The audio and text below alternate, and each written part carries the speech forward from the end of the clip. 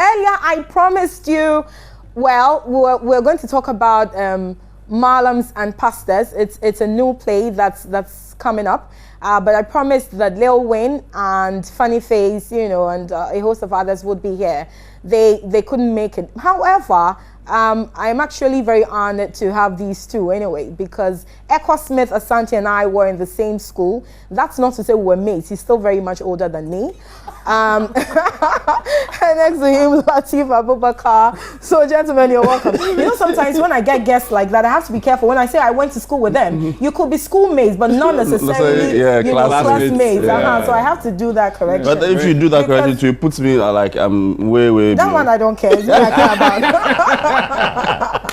All right, so gentlemen, you're welcome. Thank you. This is amazing. Mallams and Pastors, not quite long ago. In fact, I heard from the, I think it's the Ghana Traditional Healers and Psychic Association, if I haven't, you know, used the words interchangeably. Yeah. And they came out, you know, asking the government to give licenses to, you know, self-acclaimed pastors and Mallams, and for good reason. We know how people are being deceived, you know, under the guise of spirituality. And so perhaps you can throw some more light on this. Exactly what does your play seek to to laugh at? You see, because we laugh at our ills in society, but we work on them. Yeah, to be frank, usually for Globe Productions and we write plays based on current situations and current issues. I mean, if I should talk about December, what we did divorce or suicide, and it was basically because of that was you. I heard about that. Yeah, and it's because we had the statistics that, I mean, the rate of divorce has gone so high, and we felt that we need to educate people about, I mean, how to prevent divorces from happening. So that's the trend. So currently, but to ask that question, divorce or suicide, really? I mean, would I not choose, God forbid, touch wood, but would anyone not choose divorce over suicide? Okay, so it's for the audience to judge. You are not helping matters then. You're not helping matters. No. But interestingly, the play talks about the laws of divorce. Okay. Which actually are preventive measures. Okay. You know, to prevent people from going into divorce, and how you could, I mean, live together as husband and wife. So it helped a lot. And Echo Smith was part. He was. Yeah, we'll discuss that. Yeah. What does he know about divorce or suicide? Is he married? I'm not asking him. I'm asking you, is he married? He's married. Okay, but aside, that's why you're pointing your finger to me, because I was going to another question about side chicks. But all right, but the TV you were saying. Yeah, so I mean, currently too, I mean, from the beginning of the year, you realize that there's so much issues about Mallams and pastors, fake Mallams, fake pastors, and I was like, what is happening? I mean, some of them have so much negative impact on our society, and it's something we need to talk about and address people and educate people about the negative impacts of such personalities on our society. Yes, we all know about the positive impacts, and that is what drives us even to the bad ones, because we feel that they have positive impact on our society. But hey, those bad ones take advantage of the good ones and do some stuff, and that is the brain, the motivation for writing the play Mallams and Pastors. Okay, so Echo, obviously this is not your first time working with Latif. No. What is working? And besides, well, Latif actually is directing the play Mallams and Pastors. You mentioned earlier that they worked together in that one. I don't understand, divorce or suicide. But you obviously haven't. This isn't your first time working with it. What's working with a director like Latif? Like we both did a lot of stage plays. We were trained at the School of Performing Arts. And, you know, I think that it's important that you have a rapport, that an actor has a rapport with his director. You know, it tells on the final results, you know, on stage. What's working with him? I think what I really like about him is that he gives me the chance to explore. He doesn't cage me that, okay, I wanted this and directorial, autocratic. No. It's like, Echo, what do you think? And I give my views and like, okay, so let's add this to it, or let's do this, or let's take this out, that kind of thing. It's kind of very beautiful relationship that helps any actor to really come out with what you have. Because sometimes every day we rehearse, something new comes up. I mean, it's a play that we have agreed, we have signed, everything's intact. But sometimes when you sit back and watch and say, director, This thing. Yeah. It doesn't work. I imagine so, especially if you're working with those two, Lil Wayne and Funny Face, because I gather, and I've done some work in Kumasi, and I'm told that usually when they're on set, in fact, those for Kumawood, for instance, they are not really scripted, movies, but they go on set, and then something new always keeps cropping up. But then, how do you toe them in line? Because I can imagine how much of a challenge that is for a director. I think that usually, for me, my style of writing is to be able to give opportunity to the actors to take the play. But at a point in time, you are saying no. We're not going there's a boundary. Yeah. You don't go beyond that boundary, but within that, you can play around. Yeah. And so you study the actor, the person you want to use, and know his strengths and weaknesses, and then you write the play, the script, along his strengths. You understand? So then immediately the person just read that part of the script, says, "Oh no, I can do this. No matter what, I can do this." People don't like reading scripts and learning script, but if it falls within his terrain, he'll pick it up because he knows that, okay, this one, even if I don't get the lines, I know what to say, or what to do to make it more interesting. And that can also be challenging, because sometimes my cue, and I'm taking my mind back to when I was in stage. Sometimes my cue is one word, and then he misses that word and says something else. It's like that's a typical student as part of our cast.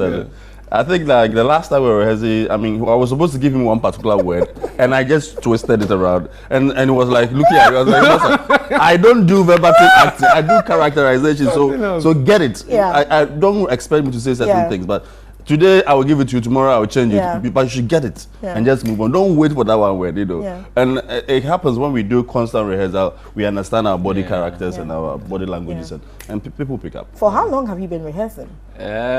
I think that it's a month plus now. Oh wow, a month plus now.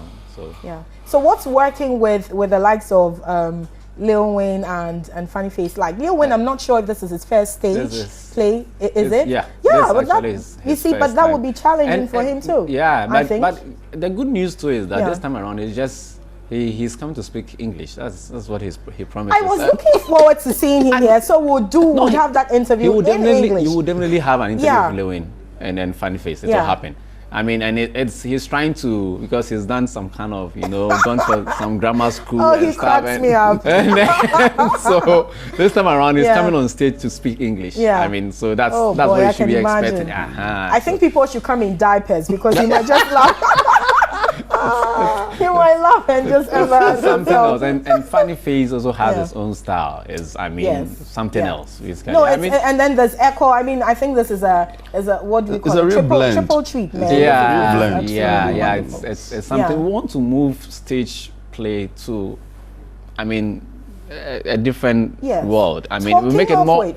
Talking of which, we are both products of the School of Performing Arts. Well, at least we haven't digressed too much. Okay. I'm doing TV. We did some radio and television there, and then you're doing what you do. Yeah. But how is it? The school churns out so many people, so many products. Where do they all go? You can find them in the banks.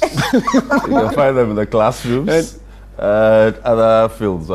Please, I don't blame them too much. And we were doing some analysis before this topic came in that, yes, if the school churns out every year about 30, 40 students who are supposed to do theater, aspects of theater, and you get just like 5% of them really practicing the trade, I think we have a problem. Yes. Everybody, how many lawyers finish and then divert their course that they're going to sell at the market or something? I think we really, even inclusive in NAFTI. So what, the industry is not vast enough to rein them in? It's not structured enough.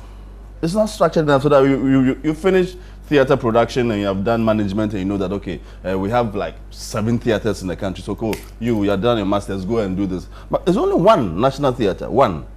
The art center is not functioning. Yeah.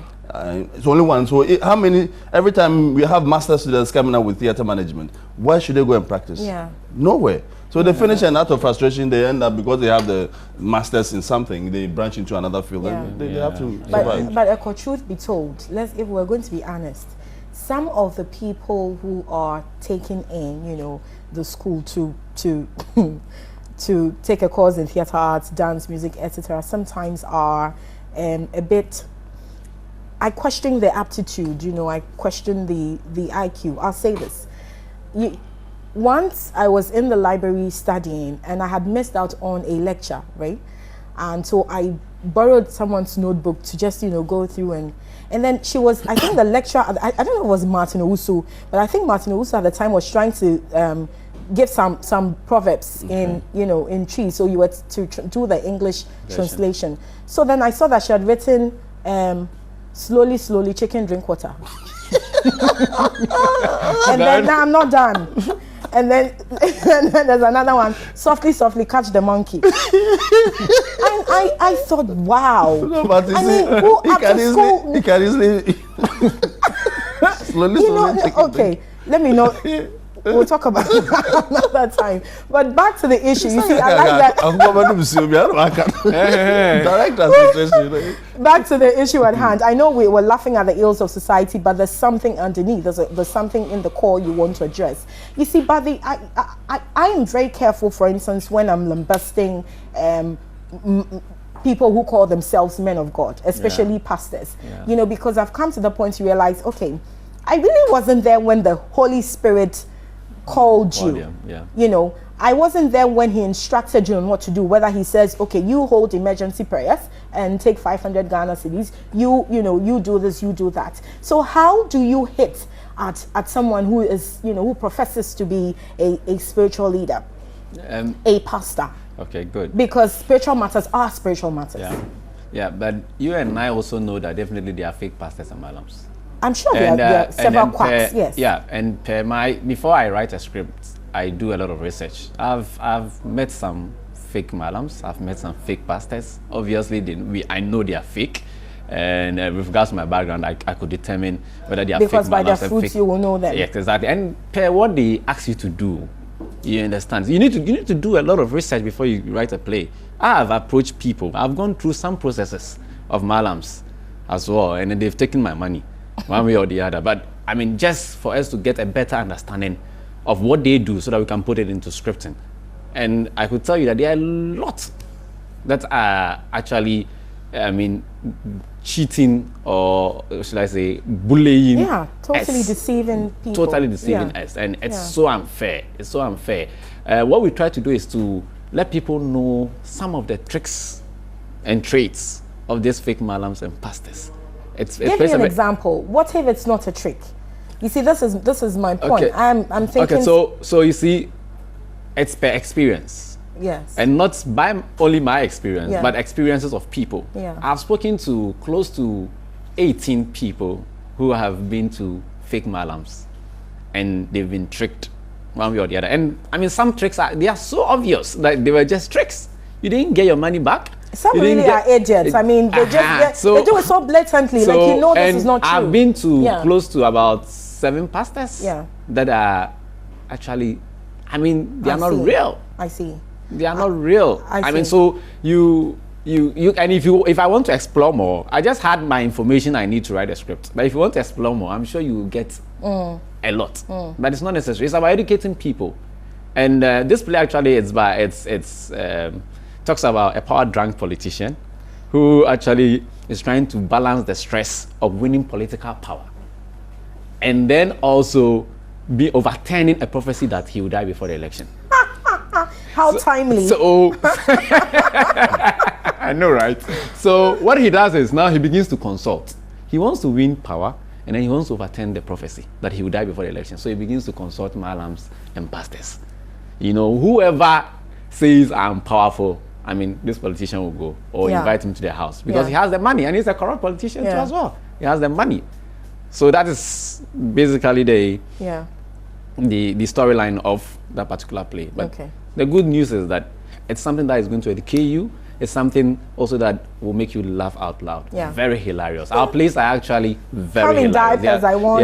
They are stress releasing. Usually we're looking for, doctors that can give us extra rib so that people can borrow ribs. Crack a rib. But yes, but talking about experience, finally, Echo, I'd like you to, I know that an actor usually brings to bear his personal experiences when he's acting. So there's an element of reality even though you're acting. Have you been a victim of, any fraudulent pastoral activities? I would not say a victim per se, but sometimes, especially those of us in the limelight, you could get a call from one pastor you don't know from anywhere and say he has seen some prophecy about your life and say you have to do this or do that. Sometimes you are tempted to believe them. But you see, like he said, I have gone through the mail whereby somebody will hold your hand and say, "Call Charlie, I hear this person is good, that person is good, we will protection." And they will give, you see, I always go with an objective mind. I don't go totally submissive. And I think perhaps that's why it doesn't help me. It doesn't help, you know, because you go to places and they will say, okay, this is use this sponge, use this particular soap, use this oil, and bath at this point in time. It's too many. And when you look at it, I say, what is it? Why are you making life? So you live your life in actually fear. Like, hey, about 12, you didn't bath. I know. You expel the thing, and then you have to go and you have to pay this money. And see, I believe in Christianity. I am a Christian. Yes. But sometimes I worry. I worry when you go to certain churches and they say all that they are preaching is sow a seed, 500,000, and I'm asking. They give you the amount to sow. If you give 500,000, the prayers and the chants that comes from this pastor, and somebody will give 10 CDs, is God bless you, go. Yes.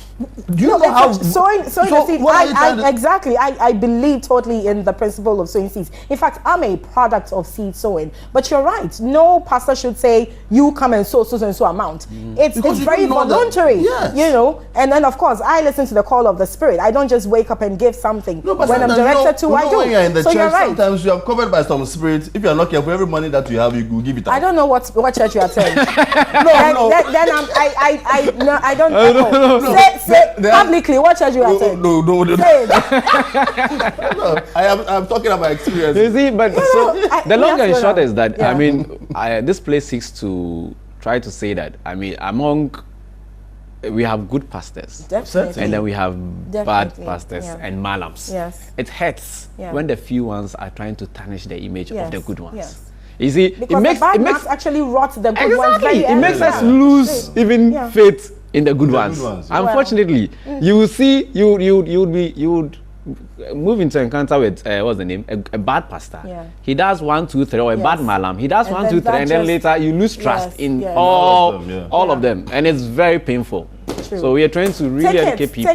Tickets. Where do we get tickets from? 3FM, Kuala, Silverbed, Bachana Total, Airport Shell, Okay. and then Going Tema Community for- 11 and going 2, for how much? 60 Ghana cedis. 60 Ghana Yeah. cedis. Where? And then, Where's at the the conference station? center. Okay, Yeah, Accra International Conference Center. And it's brought to you by Globe Productions and 3FM. In fact, we are in a long-term relationship with 3FM. They You think are. it's actually a good thing to educate people through theater, No, it is.